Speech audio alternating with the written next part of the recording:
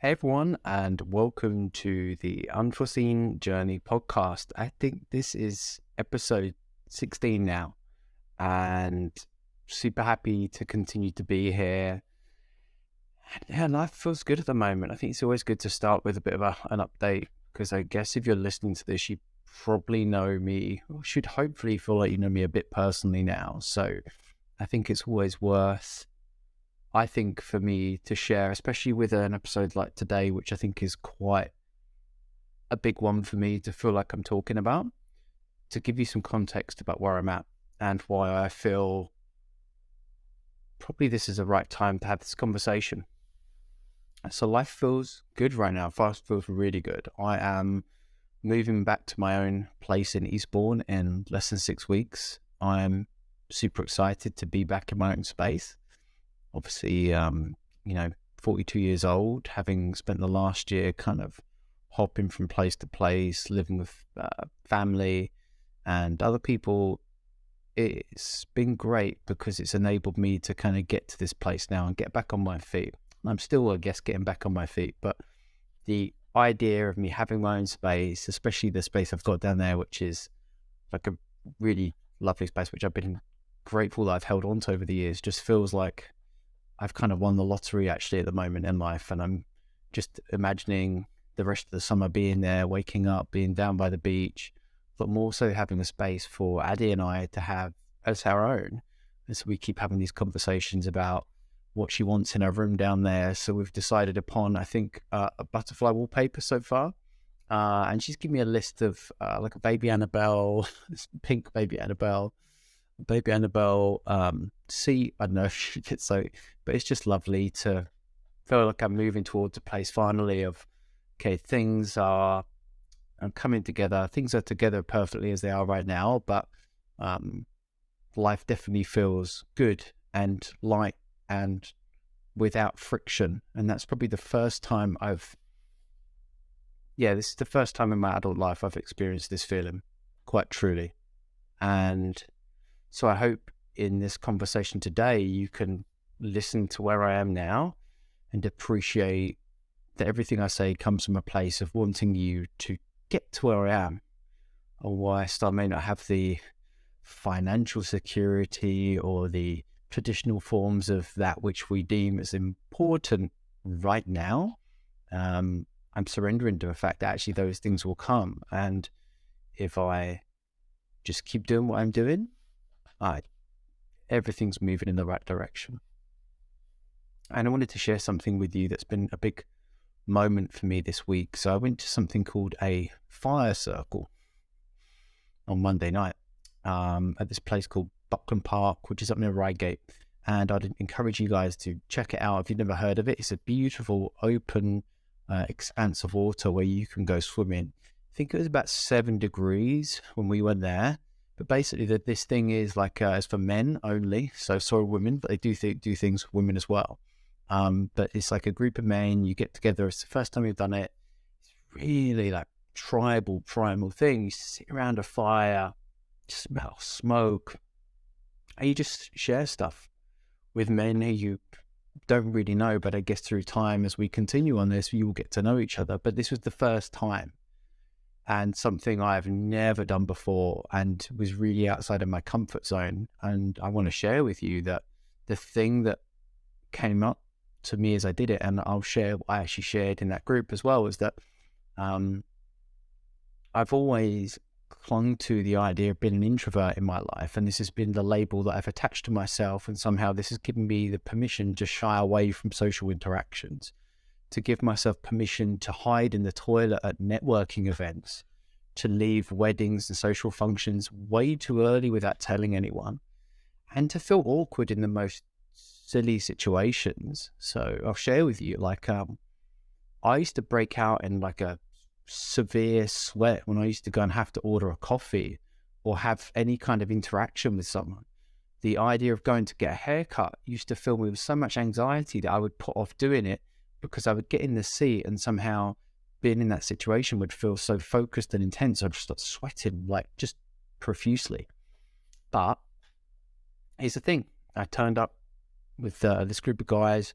I went with a good friend of mine, Tony, which was lovely because we went for some food before and just had one of those conversations that I just love, that kind of ended up making so many notes more from that conversation than the event, but beautiful guy. And so we went to this thing, and I don't know any of these guys, any of them. And so the way it works is the two guys who are running it kind of gave an introduction.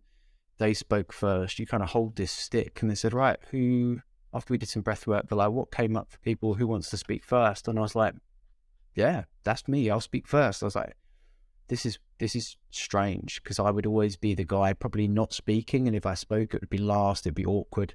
And I spoke for a good 3 to 4 minutes on my experiences of the past few years. And I just shared with them the point I was at of being free of any kind of attachment of what they would think of me. And I think that comes from a place of actually really getting to know who I am now and speaking in such a way in every part of my life just as me. And the beautiful thing I found from that is that if you could do that, you don't get so caught up on worrying about what people think of you, because really, if you're being you, you're being you. Like, if people don't like you, that's fine. Like, the name of the game in life, I do not believe, is to collect likes, as much as that may be the supposed goal with things like social media. The goal is to move towards a place of just knowing who you are and living your life in such a way that you are being that version of you always, which is what we're going to talk about a lot today. And so it just felt like a big moment for me, a real big shift of like energy, of confidence. I think that's the thing I'm noticing now, the way that I can speak to you and the way I'm on social media, the way I'm out in the public, and I'm looking people more and more in the eye. I'm a lot more at peace with who I am. And I think that's a result of the last few years and having gone through these experiences. And I guess today I want to share a lot of the lessons from that and hopefully try and dilute those lessons down into such a way that help you maybe arrive at this place without having to go through the absolute shit show that's been my life for the past few years. So yeah, let's get into it today, calling it searching for purpose. Okay, so let's give this a go. I've got a lot of notes here, some quotes, etc., but I want to try and be mindful of the time and keep this one not crazy long, but who knows. So searching for purpose, I think this feels like a natural evolution and continuation of the conversation around this midlife crisis, this point which I experienced, which I think many men and women equally experience at a certain point. And that point can be entirely individual, but I think commonly there's something that comes with reaching a certain age, maybe 40, 50 years old. We've lived enough life to get to a point where we've done that which we were told we should. And as a result of that life, we feel like we should be a place where we feel happy, we feel content, we feel fulfilled. Like we've reached the pot of gold at the end of the rainbow.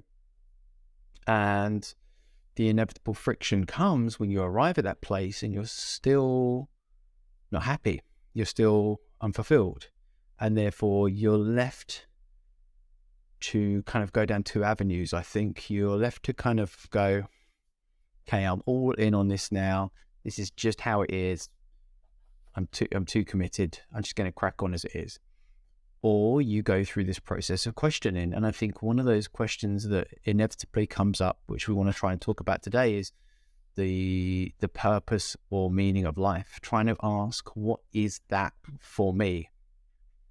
And I'll reference it many times today, but if there's one book I would encourage you to read, if you're at this point of feeling this, from this we'll talk about today, and I'm going to throw quotes in and explain it to you, but for a deeper dive into it, read a book called Man's Search for Meaning by Viktor Frankl. It's an amazing story written by a guy who was in the concentration camps in Nazi Germany and actually started a form of psychology and psychotherapy called logotherapy. So it's an incredible book, and one which I'm truly appreciative was put into my life at a certain point when I really needed it by a guy called Gary, who was an ex-client of mine. I've loved this over the years. The cyclical nature of coaching is that sometimes your clients give back to you, and it's a great thing to see. So yeah, the questions that I think can come up at this point are generally things such as, who am I? What am I here for?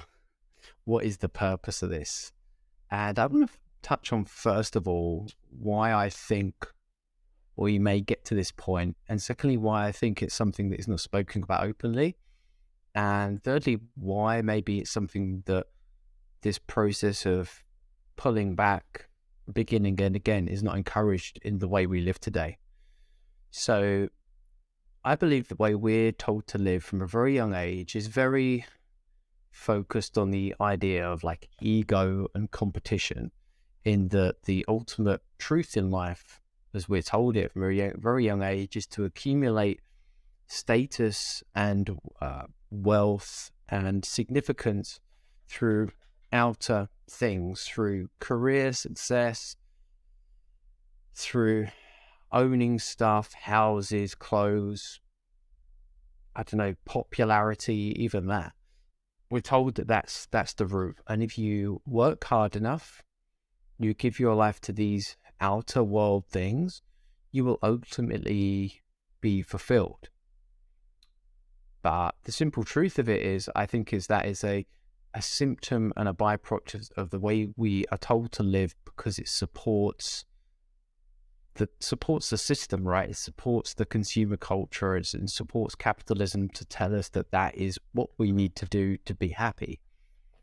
But I think we're more than that. I think we're meant for more than that. And I think that's why this friction can arise, because ultimately we're living towards a place that doesn't align with the spiritual, soulful essence of who we are as beings.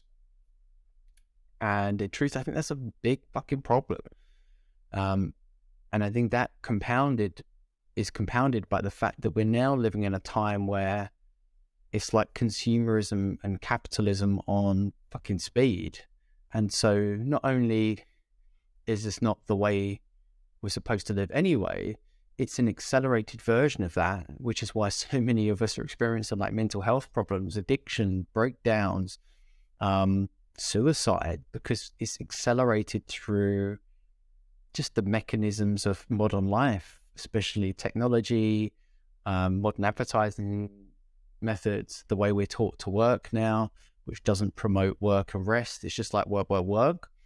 And the disconnected nature of society, which is ironic because there's this almost like illusion of like we're more connected than ever. But what I got from this the other night, this group of men sitting around a fire, is that we're disconnected and we're all yearning to get back to this true form of connection where we're in the company of other people. We can reach out and touch them and feel them and feel their energy and be in that presence. And there's something that's so lost through living through these, right? And so I think that's a big issue. And well, you know, I sound like a conspiracy theorist more and more these days, but really if I was to unpack the reasons why I think this isn't spoken about and it's not encouraged, that you maybe consider living alternatively. But simply, if you live alternatively, if you unpack the truth of what is for you, then you will unsubscribe to this way of living that lines the pockets of those other people, if we want to say that. So if you pull back from this way of living, this society, this consumer culture, you become a less predictable, consistent consumer, and somehow you're not feeding the machine. And so, yeah, simple analogy is like unplugging from the matrix. Like they don't want you to do that, because when you're in the matrix, you're feeding the system. If you pull out from this and you move to a place of recognizing that material wealth beyond a certain point of meeting your basic needs is a fruitless endeavor, if you recognize that the highest form of connection is maybe through contribution, not through status or whatever it is, then yeah, it's not ideal for that system, is it? So I guess that's why it's not spoken about, and this is maybe still a fringe thing. But this may be a fringe idea to talk about it in this way, but it's not a fringe problem. I think so many people experiencing this, and it's a hard thing to talk about because it requires the acceptance, largely like through no fault of your own, that the way you've lived your life up until a certain point it's not met you with what you wanted. It's not giving you what you wanted, and it's not actually been the best way to live. But if we just go, well, maybe some of that isn't your fault, and probably a lot of that isn't our fault. Let's just like then remove any kind of like feelings of guilt in having to begin again, and instead realize that as we approach this place of friction through a process of unpacking, which is uncomfortable, which we'll talk about, you can arrive at a place where you feel like you're living in some kind of harmony within yourself. So that's big for me to talk about today. So if we start with the question, what is the purpose of your life? I would propose the first place that feels like somewhere to start here is to address and acknowledge that maybe the answer to that question doesn't lay within the framework and operating system of that which you exist within right now. And this is the first thing, the biggest hurdle to overcome, because we want to think that, okay, if I just do more of this, if I get more of that stuff, if I maybe, have a bigger house, then this will be the thing. But it's not. And in truth, the answer to the question, which I'll go on to pose is actually probably the wrong question to ask, is not outside of us, is not in this outer world. We live in a time so that reliant upon this idea that all that matters is outside of us, that somehow all sources of happiness and fulfillment rely outside of us. But I would propose that the truth in all of these things lay within us already. And, as a coach, I talk about self-development a lot, self-improvement, and I've started to realize that it's not really about going from A to B in terms of this is where you are and this is where you want to be. It's more like a circle. It's like getting back to where you were in the first place, but removing all these other things so you can just be here and be you. Because I believe in that. I believe we're all these amazing, beautiful, unique beings who are meant to contribute and exist in harmony. But through the way we live, we get so caught up in that. So I don't believe self-improvement is going from A to B. It's going A to A, but going through the houses to get back there. So just share that with you for what it's worth. The ego, okay?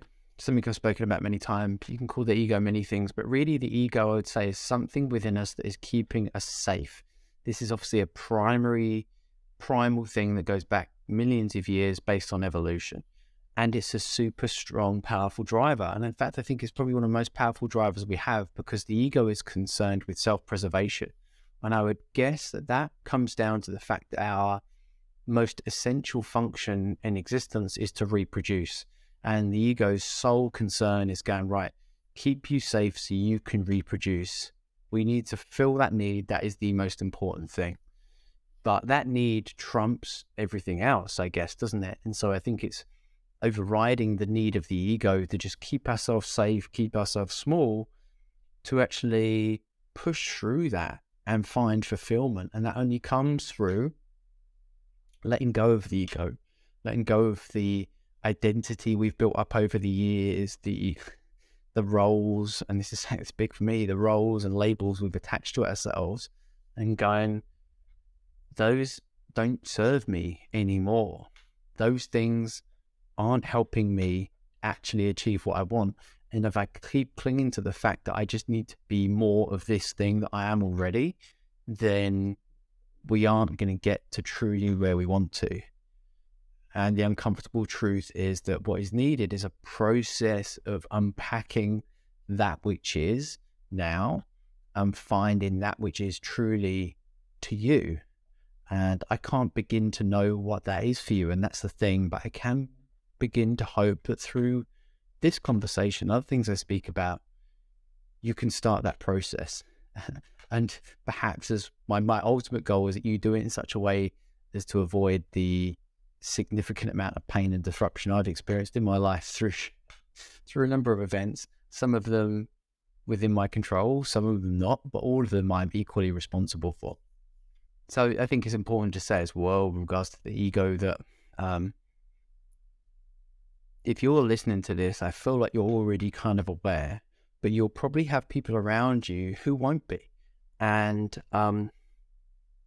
you've got to just let that go. I know you might see people you want to help. You might can clearly see these patterns of behavior in other people. They're so attached to this idea of more stuff, more things. How do I help them?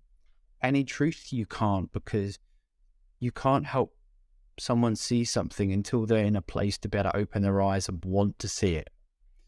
And in truth, in my experience of coaching over the years, some people have got to go through various cycles of experience in life to kind of exhaust those opportunities and maybe want to try a different approach.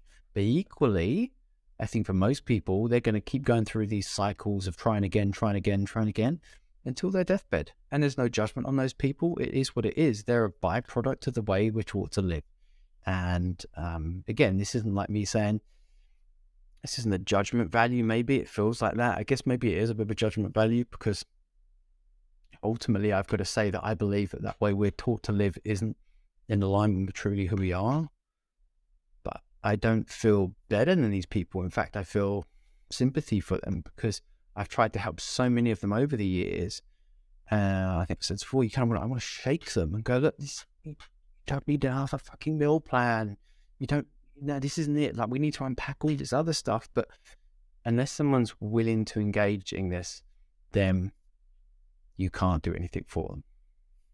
So I'm going to read for you now a few quotes that are from an article on Man's Search for Meaning, and I'll put a link to this specific article in the notes. And this is from a website called heroic.us. It's an incredible platform of condensed wisdom and knowledge, which I've dipped in and out of over the years. And if you struggle with reading the longer form version of books and information, this condenses everything down into like either 20-minute videos, some 60-minute presentations. You can read, listen, or watch to many of them. And yeah, an incredible thing. I don't know why it isn't more popular, but I'll read the first one for you. And I don't just want to read quotes and go, that's what it is, but I want to contextualize it for you and provide some further meaning based on my interpretation of it. So first of all, this is from Viktor Frankl. It did not really matter what we expected from life, but rather what life expected from us. We needed to stop asking about the meaning of life and instead to think of ourselves as those who are being questioned by life, daily and hourly. Our answer must consist not in talk and meditation, but in right action and in right conduct. Life ultimately means taking the responsibility to find the right answer to its problems and to fulfill the tasks which it constantly sets for each individual. And I don't know if much of that made sense to you, but for me, the meaning of this is that asking what is the meaning of life is like the wrong way round, right? It's like, you can't expect to go, oh, what's the meaning of this? And someone's going, bang, this is what you should be doing. And here's why I think we ask it, and we especially ask it at this point where we're experiencing friction, because I think if we believe that somehow, okay, if I know that, somehow then all this sacrifice and pain, etc., will be worth it. And if I know that meaning, that I just ask in the world and I'm rewarded with it, then it gives us permission to stay where we are and not start asking the hard questions. And I get it. I understand the idea that if I know now that this is what I'm going to do. So in some way this rationalizes everything. And ironically, this is still something I sit with now. And hold an opposing thought, because if I reflect on my life in the last few years, the meaning I've taken from that is that I've endured that period of suffering and questioning to arrive at this place to now to share these thoughts. So it feels like a bit of a contradiction as I say that, but equally, that is a reflection. It's not me doing that to remove the pain. And it's not me doing it to believe that that exists outside of me. I've arrived at that point, and here's the key, from asking these questions of myself. What does life want from me? What does this mean to me? You know, it's reframing the question, and instead of expecting that answer to come from out there, it truly comes from within.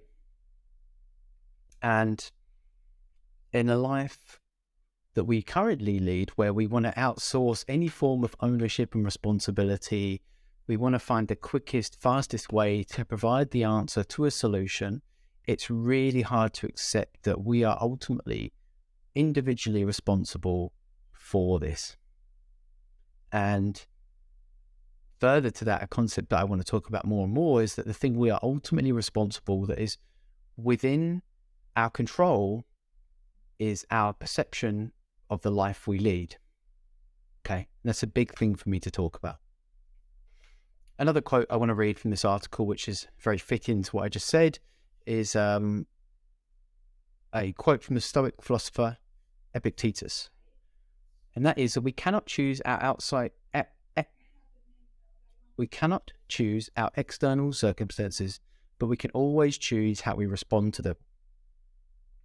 And to expand on this is kind of further from the conversation I was having with Tony the other night, and I was talking through my experiences of the last few years and how I know it would be easy for me to feel very much the victim right now, to feel very hard done by failing a business, failing at a marriage, having various things go on in terms of family that have been hard to manage. And I could feel like a victim right now. I could be wallowing in this mindset of like, oh, poor me, pity me. But the thing that I've had to do, and I don't know why this has happened, and I'll share some thoughts on maybe why in a bit, but I think the fact that I've been able to reframe all of these experiences and take some learning from each one of them has enabled me to, in fact, turn all of these things into a real positive. And if I'm honest with you now, the only thing I would change is any pain and suffering I've caused anyone. But I do not regret anything, because from each of those experiences, I've arrived at this place now. And I've got to be honest and say, life could not have been any other way than what it has been, because if it had have been, I wouldn't be at this exact moment speaking to you in this way, having been able to gather all these experiences together in such a way as I think I can produce something of positive contribution to the world. So that means something. That ability to reframe my perspective, to look through a different lens of life, and to view these experiences differently has enabled me to feel so much more positive and be in the best place mentally, physically, emotionally, spiritually I've ever been in. And so maybe that's something to share of note with you.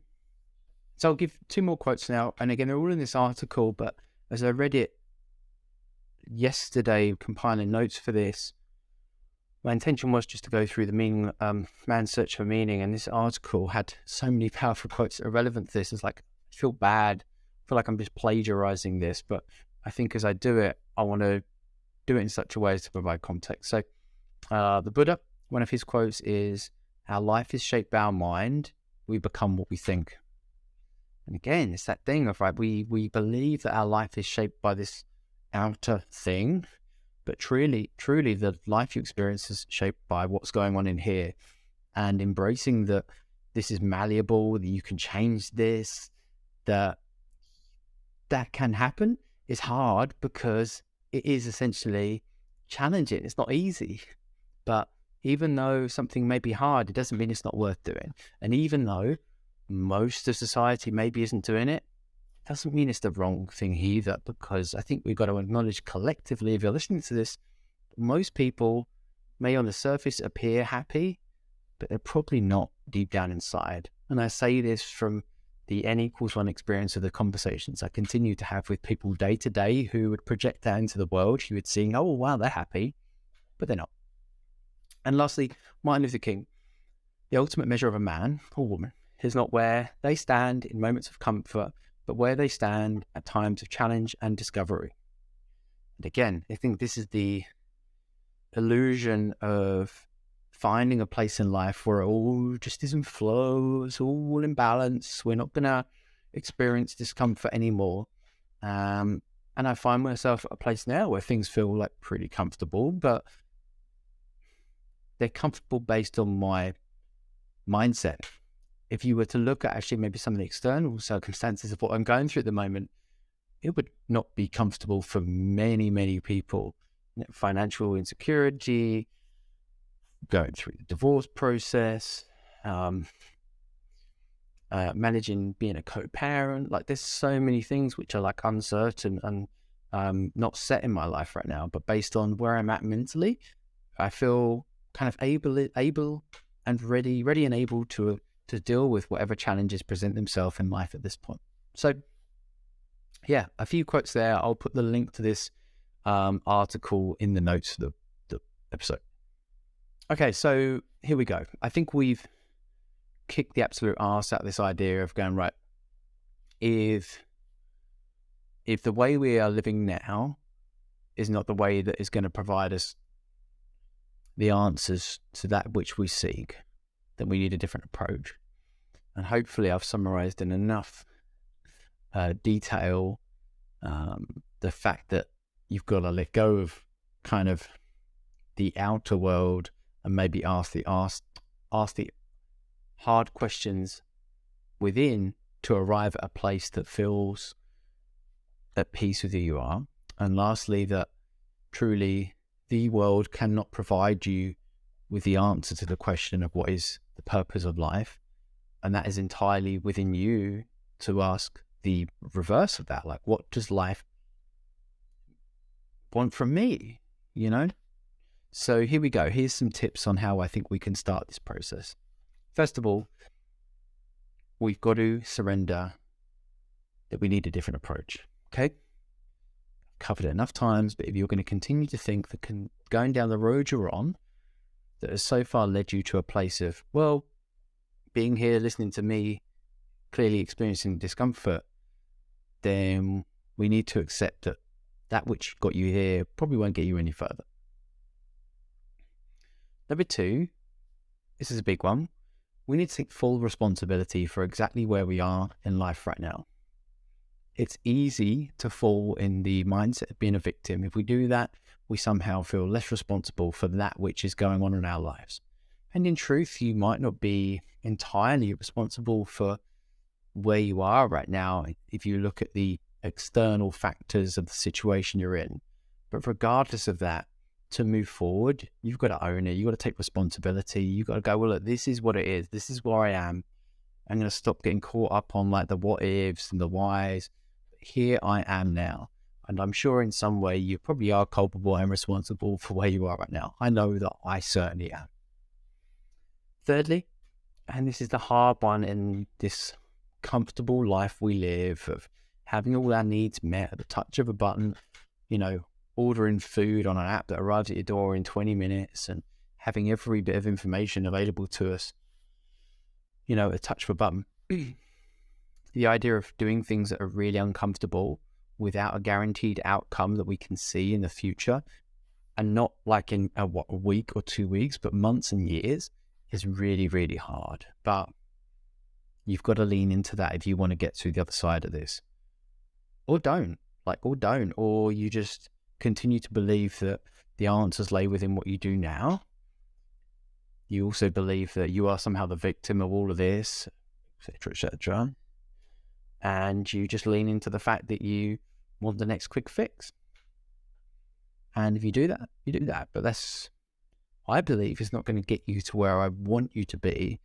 And without sounding like confrontational in this, I always want to frame it with the idea that I'm here showing up to contribute something of value to help you arrive at this place. And that's going to have to require you getting uncomfortable and being okay with it. So if that's what we need to do, here are some practical tips on how we can get started. Now, first and foremost, I'll pre-frame this by saying, don't do what I did. Don't burn everything down and just, I don't know, not consider things in a bit more of a measured way. If you're at a place now where you undoubtedly will be in maybe a job where you need to remain to provide for your family, for yourself, you're in a relationship, you've got, kids, etc., don't just burn all that down, like, let's slow this down, take a breath, and then let's move forward with it, okay? Because I think it's a reflexive thing. When we get to this place, we feel friction, and from that place of friction, there's inevitably a desire to kind of go, well, fuck it, because we do start to see. And I think that's the thing to say is I saw that this wasn't for me. I saw I wasn't doing what I was supposed to do. I saw I wasn't in a relationship I should have been. I saw other things going on in my life. So my immediate reaction was one of maybe an extreme to push all that away and change everything in my life within the space of about 2 weeks. And that is what's happened. And the fallout of that is that I've had to rebuild relationships that I probably didn't exit the business in the most appropriate way, and that I kind of hit the fuck it button. don't hit the fuck it button. So what can you do? So if we're acknowledging that this process may take some time, firstly, I think we need to reflect. And as much as I talk about living in the present moment, not getting so attached to the past or to the future, I think life is best understood looking backwards. And when you've reached a certain point, which you would have done by this, maybe in your 40s, 50s, 30s, whatever it is, you've lived enough life to have experienced some stuff. And those experiences, if you take the time to reflect on them, will tell you something about who you are at this point. So the first thing I'd say for you to do is to write down your life story. How do you do this? Pick the big life events. Don't write we haven't got the time for that, but write the big moments. Start from when you're a child and just go through those big moments, the big decisions, the big things that stand out to you. Just start writing them down, like do it like a timeline, which is what I've done. And look for themes, look for lessons, look for junctions when things changed. I can specifically identify junctions in my life where things changed. I went from a place of being myself at a very young age. Something happened in the change of my environment. And then instead of just being me, I went off on this different path. And that path has led me down this road of trying to fit in, trying to be something other than what I am. And actually, ultimately, only through the last few years, I've course corrected, then gone, right, I'm now back as me. And that's why I'm able to speak in such a way that feels like free of energy and feels pretty fucking cool, to be honest. So look for those moments. Number 2, take stock of where you are now. And as you look at the lessons from the past, consider where you are now and start asking yourself a few questions. I would ask what things, if they were removed from my life, would help me perhaps feel better? What ideas do I need to let go of that aren't actually mine? And it's developing a practice that is thinking critically, which can be hard to do because at a young age, we're like sponges. And when someone tells us something, we believe it. But I think truly through this process, an inherent skill that you will develop, which I've developed, is the ability to think critically. And this is key to this reflection point. It's to kind of go, is this me? And does this serve me? Okay. Look at things like your career. This is a big one. Like for me, I don't know if I've ever shared this actually. Like I loved art and expression as a kid. I was very into creativity. And I think I wanted a future as an artist and as creative. And actually through what I do now, I feel a way more creative and I feel there's the ability for me to express that through what I do. But at some point I was told, no, that's not a career for you.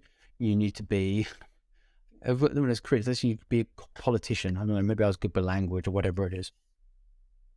That would not have been a good career for me.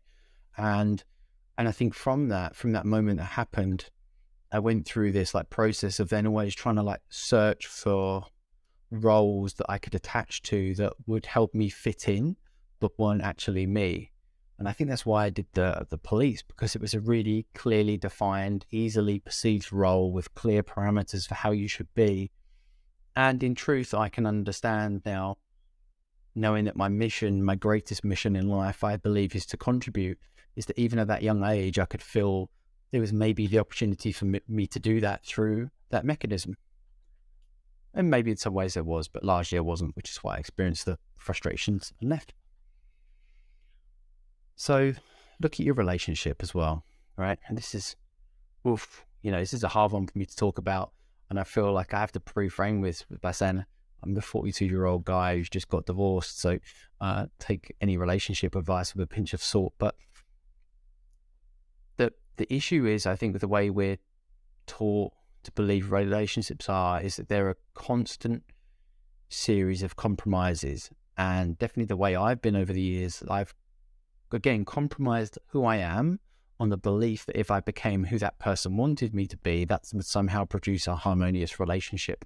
And in truth, that just never worked, because I was still me underneath that fake me, and that always came out. And so I think as I move forward into this part of my life, if I have a relationship again, it'll be based on a place of truth, of me being me, of showing someone who I am. It's not hard to figure out who I am, because you just listen to my podcast and you pretty much get a good idea, right? I did say this the other day, like if I had gone a dating website, I think I should just say, look, before you have a conversation, just listen to episodes 1, 5, and 6 of my podcast. And if you want to have a chat, it's like a good filter, right? Yeah. Anyone want to hook up with a 42-year-old divorcee, liquidated his company with mental health problems? But anyway, relationships. I believe relationships are essential, right? They're essential for us in so many ways, that connection. But the intention which we go into relationship largely is the most important thing. Like intention and everything. So consider that where you are now. And I know this has been an uncomfortable thing to consider, but just because you've been invested in that relationship for 10, 15, 20 years, it doesn't mean that you have to consider investing the rest of your life in it. We are, whether we like it or not, in a constant state of change. And it's the false illusion of reaching some fixed point where apparently that's just it. You are where you are now. And somehow when you arrive at that place, you just stay with someone forever. That just doesn't work. It doesn't align with me. I think we're constantly changing and growing. And I think the thing is to enter into a relationship with someone who you maybe align with perfectly at that point, and enter into it with a full open heart and allow each other to grow and change and develop. And hopefully maybe over time you grow, change and develop together. But equally, don't get too attached to the idea that that will happen. And if at some point you go like this and then you go your separate ways, why is it such a big deal to let go of that? Why is it a big deal to end that relationship? Would it not be a lot easier if we acknowledged that openly with our partners and went, you know what? We've had a great time. I love you. I care for you. But we're just different now. Have a good life. I don't know. I know that's maybe going to be controversial. Then lastly, the other thing to consider, which is something I think is lost so much today, is our connection to others, our relationships that fall outside of the inner circle of our families, like friendships, people, we connect with in our hobbies, stuff like that, other men, other women. This thing I experienced the other night was a real wake-up call to me about how necessary that was in my life, and something that I've neglected for many, many years. But it's an essential part of who we are. And if you consider back to how we lived thousands and thousands of years ago in tribes and, let's say we lived in about 150 would be the number of our tribe, that connection was intrinsic to us, but it's been lost because we've defaulted to a mode of connection which is actually very fake, and it's not true, it is not authentic. So do you have those connections in your life? And if you don't, and you don't even know what they feel like, then that's maybe something to consider. So once you've reflected on the past, taken stock of where you are now, I guess the inevitable thing I would say to do next is to really consider what you value as a person. And this requires you to let go of all those things which you feel like you should value and actually understand that which you do and you are. And it's nothing wrong in having aspirational values. And I think some of this, the exercise I've gone through with it recently, is the power of reflecting on the past is recognizing the moments that make me feel really uncomfortable about my behavior and actions. And I don't think there's anything wrong with going, that wasn't my finest hour. As I move forward into life, I want to really align with that which sits well with me and my soul. And my 3 values are pretty simple. They're to be me always, to be kind, and take full responsibility for where I am. And at various points in my life, I've not been me. I've been deceitful.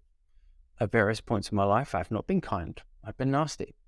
And at various points in my life, I've been the victim, and I've looked to blame other things, other people for where I am. And so those are lessons for me, because those moments stand out and they feel like they go against that which I am truly. So that's a good lesson, I think. And I think if we've gone through this, you will understand what's happened, where you are, what matters to you, and therefore you can start understanding what you need to let go of or what you need to change to truly move to this place. All right. But this is not a simple process. It's not an easy one, and it's not one that's going to be able to be completed without affecting some of the relationships, some of the things in your life. And that's the uncomfortable truth of this. Because as much as this is about the internal framework and operating system, in changing that, the external will have to change too. And so as I finish now, I want to kind of summarize this for you in what I would propose as a simple kind of like a way to think about the solution as I would propose it, about moving from where you are now, finding some purpose, to being in a place where you feel like you're living in that way. So firstly, it's removal of all the masks. Big one for me. It's just be you. It doesn't fucking matter. People don't like you. But at some point, you've got to start with being you, unashamedly. Secondly, speaking and living your life as you authentically. So you remove those masks, then everything in your life, you want to align to that version of you that just feels good. All right. And then third and fourth, I think it's really important to understand that what I believe we're here for is to contribute in some way. And as we move into the second half of our lives with the wisdom and knowledge we can accumulate, we've accumulated them to this point, we're in a position to contribute and to help others. And from that place, we can, just feel more fulfilled. It's not about us. It's about everyone. And lastly, it's about the idea of understanding that life is a constant change. And if we choose to believe that now we've completed this exercise, we've again arrived at that point, that's missing the point. You've got to be okay with changing and evolving and growing. So yeah, I share that for what it's worth. So a little short thing to finish now. As I said, this takes time. It's not a quick fix. I need to tell you that. You can experience pain, you can experience discomfort, and everything within you will tell you to stay exactly where you are. It will resist what I'm saying. It will tell you, no, there's got to be an easy hack, fix, supplement, drug, whatever that's going to solve it for you. There isn't, okay? The truth is you've got to lean in and push into discomfort and push into the process. And more so, you've got to do it knowing that as you start this journey, you have no idea where you're going to land, but you've got to have faith in the fact that wherever you land is going to be way better than where you are now. And if you don't try it, how are you ever going to know? You're just going to be exactly where you are right now. And if you're listening to this, that's not where you want to be. So why do I say all these things? I say all these things because they're based on my experience. And in truth, my mission in life is to contribute something of value to help people who I think are stuck, So I say this not to be arrogant, not to believe that I even really do have the answers. I only have, I believe, half an answer for myself at this point. Your answers lay within you, but I want you to go through the process of finding those answers. I want that for you deeply, purely and honestly.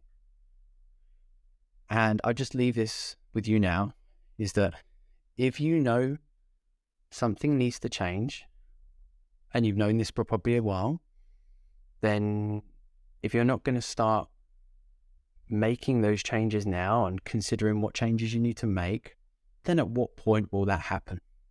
Okay.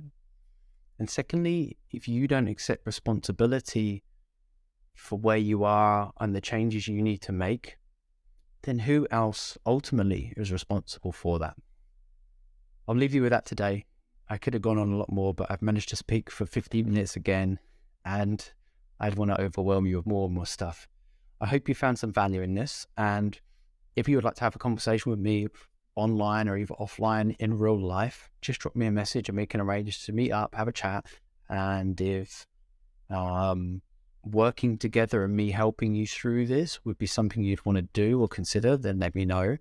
I have limited coaching spots at the moment, and I want to be honest with you, it's about me figuring out if this is the right fit for both of us as much as it is me trying to sell to you. It isn't the way I work anymore, and it feels energetically a lot better for me. So yeah, anyway, have a great day. Enjoy whatever you're doing right now. Let me know if you need any help. All right. Take care of yourselves. Thank you for everything. I appreciate you.